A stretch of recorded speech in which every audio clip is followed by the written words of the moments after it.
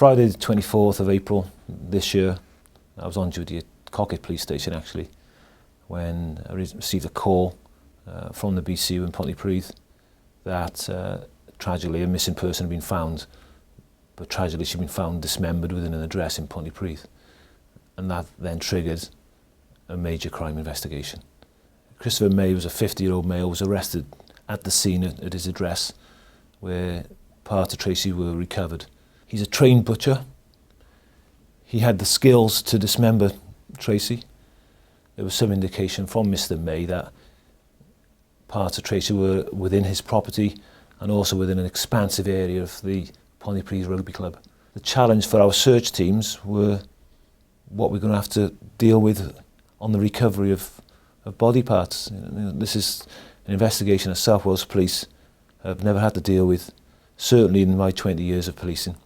May himself has shown no remorse.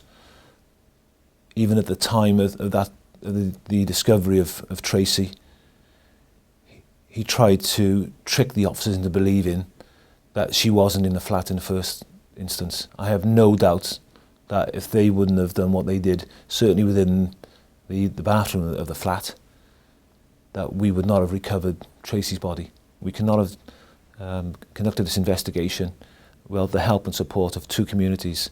The community of Rwd Felyn, where Tracey is from and where the family currently live, and the community of Pontypridd, because they've had to live through all of this, certainly over the course of the last 7 months.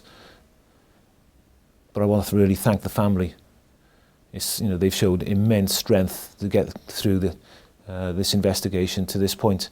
But hopefully this now will provide some closure. The sentencing of Christopher May will allow the family to get on with their own lives. Clearly they will never forget what has happened to them, but at least this is the start of that process.